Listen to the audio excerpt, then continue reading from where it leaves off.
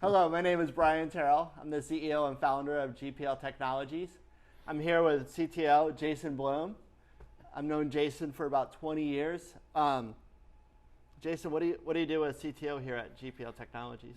It's a pretty broad brush. Primarily, I guide the technical investments that we make here at GPL. I manage the partners that we work with and make sure that the solutions we provide to people are going to do what we say they're going to do. Exactly. He's a man who speaks the truth. And so we've been working with VDI. Gosh, it's been over a decade. We were doing a lot of proof of concepts. And when we first started, it would crash. The hypervisors weren't able to pass the drivers. It was great because Saker Clipson sent NVIDIA out to talk with us. And I had one of those meetings at the Kings Road Cafe in West Hollywood where you're speaking to people who could answer all your questions. It was magical. And we started selling their VDI box immediately. We've had a lot of passion for it. And now I feel like starting in 2021, it's just worked now, right? I think it's worked for a little while. It just keeps getting easier, and the cost keeps coming down. It becomes, hyper-converged is really what made it possible to do this in a lot of ways, and that's getting better and faster and easier to handle. So. Oh, that's great. And then in terms of a creative workflow, how hard was it to really dial in the converged infrastructure? Well, it all had to do with GPUs being available inside the HCI, and once that was possible, and once the NVIDIA drivers got better, and once the graphics cards got bigger, so we could dice up that frame buffer a little bit more, put more people on a single GPU, that's when it kind of hit the launching point. Oh, that's amazing. And the last time you and I were talking about VDI, there's not a one size fits all. And so what are some of the guiding principles around VDI that you're thinking about when you're talking with customers? Well, the first one would be, do you need it, I think, Sure. right? So when people talk about, I think when we talk about VDI, we kind of assume all remote things, right? Like virtual, when it could be a virtual machine for real, or it could be a bare metal workstation somewhere else. You know, the method of accessing it is the same or similar in both cases. So the question would be, do you really need virtual desktop infrastructure that's run on top of a hypervisor where you're sharing resources? Maybe, maybe not. People don't really do that for cost savings, right? You do it because you need something that it can do. Better management, better security, ideally better usage of compute resources. If you can gain, and centralization of things too, right? Putting it all into a colo, those kinds of things. If you can gain something through doing that, then it makes sense to do VDI. Because you have a lot of costs that are involved with it, right? There's VMware licensing or hypervisor licensing, there's the hardware costs, there's the GPUs that you need that can be shared, and then there's colo space, there's all kinds of pieces that go into it. But if you are gonna gain management time back from that, it makes total sense, right? If you have 3 or 4 or 5 guys running around imaging workstations, it makes sense because now you might only need 1 guy running around imaging workstations, and he can do it from his desk, and he can do it on the VDI system. Or if you have a need for that kind of security, right, where you have to have everything localized and it has to have controlled physical access, needs to be in a place where you've got UPS, redundant air, all those kinds of things, then it makes some sense, right? That extra capital outlay up front pays off over time. Sure.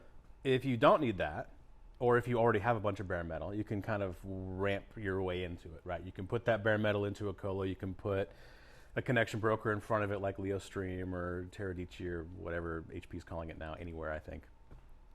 And then connect into that stuff and give people that kind of virtual feel. And then as time goes, you can begin to build out the actual virtual infrastructure. And with the broker, you can abstract whether they're going to a bare metal machine or to a virtual machine. And that could be a case where maybe you want somebody who's really intense, like a high resource user, like a colorist, can go to a bare metal machine, and the 3D artist can go to virtual machines, right? And either way, they're both kind of given their own domain to play in, but they're coming in through the same access point and the same security zone.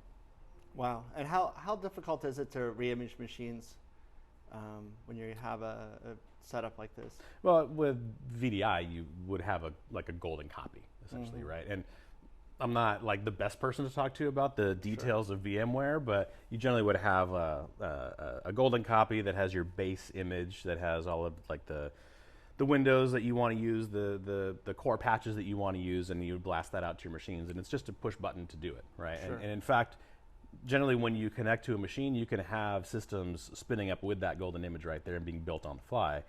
So they're coming online and then being destroyed when they're no longer needed. Oh, that's amazing. And then how hard is it to do the application management, to add applications as you need them? I mean, that's different, right? Sure. So there's a lot of different ways to do it. There's actually quite a few ways to do that. So I don't know if this is really the right place to talk about it. Sure. Because everybody's going to have a different way of deploying applications. Some people are going to want to do it by hand. Some will already have a tool that they want to use. They may have something like Deploy Studio or PDQ Deploy or one of those things that it kind of is managing their application packages. Or they may have done some sort of infrastructure as code thing where they've already built out an Ansible play to, once something comes online, now spool out all these applications to it. There's different ways to do it. It really depends. I love that. And then how hard is it if you have hyper-converged setup with VDI running and you need additional users and you don't want to expand your hyper-converged cluster on-prem and you want to burst to the cloud? How hard is it to burst to the cloud, or how hard there's is it? two elements to it. You need to provision the cloud, so there is a piece to, like, you do need to do that, like build that, right? But using a connection broker like LeoStream, you could have that be your ingress point and then say, okay, here's a batch of machines that people can connect to which are on-prem, here's a batch which are in the cloud. And then you can route people based on their group or on whatever work they're doing that day. So it's not built in necessarily, but the capability is there to use those tools to do that. Oh, that's amazing. Wow. And then in terms of cost, instead of making the investment to hyper-converged VDI setup, either on-site or in a data center, how would the cost compare to using Amazon or Google or Azure? I can't answer that because it all depends on usage and it depends on what you're using. Sure. But you can look at it in terms of CapEx versus OpEx. I know people have a preference for one or the other, but if you buy machines that you run and they're in your data center, you know what that cost is. That's right. You've already prepaid for that. So it's kind of like, it's like a reserved instance, right? Sure. And your job at that point is to squeeze as much usability out of that and efficiency out of that as you can. In the cloud, your job is to minimize your use of it as much as you can. So it's two completely different ways of looking at things. And the thing I like about on-prem is you already know what you spent, and there's no worry about going over, right? Like the only limit you have is the capabilities of what you purchased.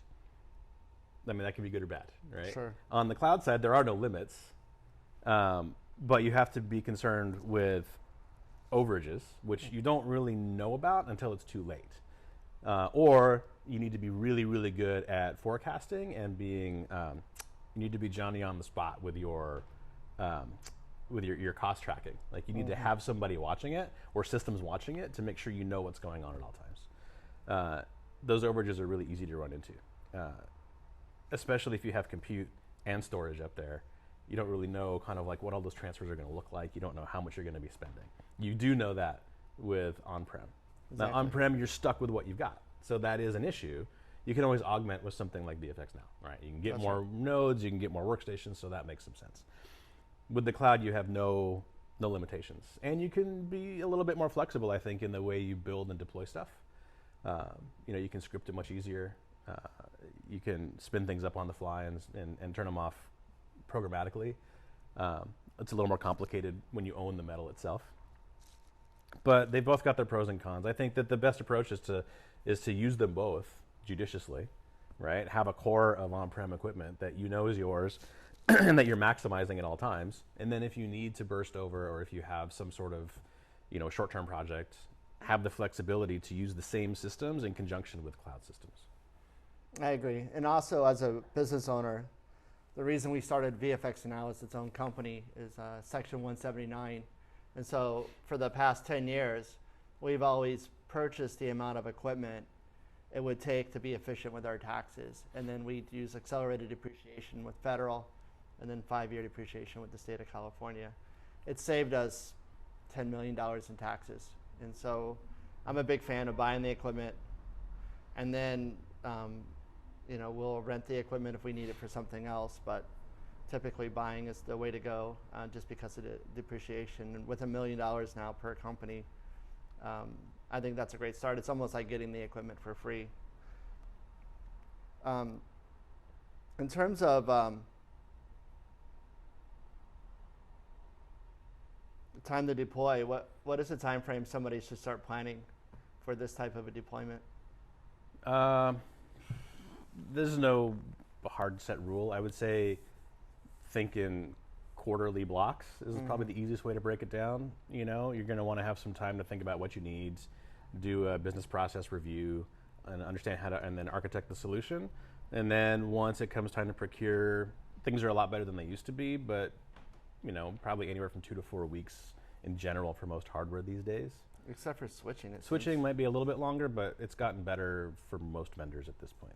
Yeah, last year was a nightmare. And we have ways that we can work within the system to get switches a little bit faster, depending on what's being purchased. But yeah, it's not like it used to be, where you'd buy a switch in November and you would get it the next October.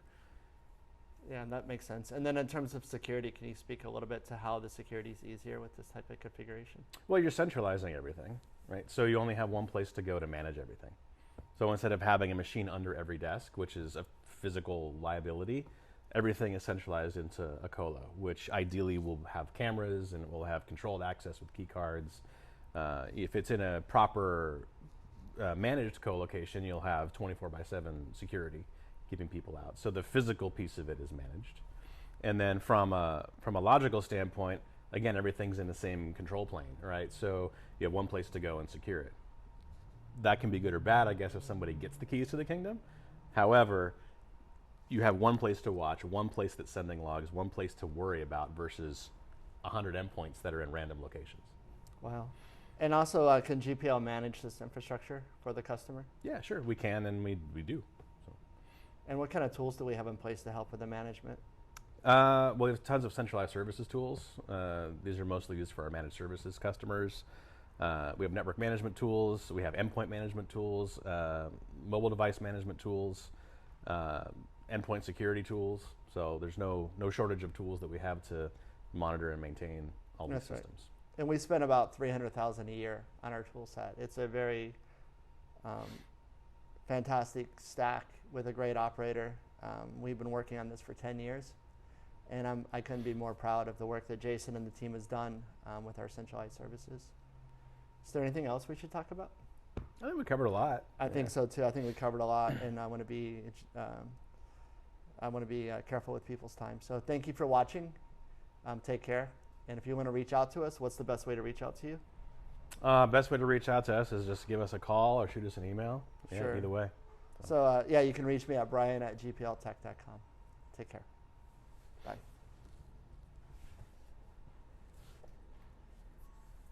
That's pretty good.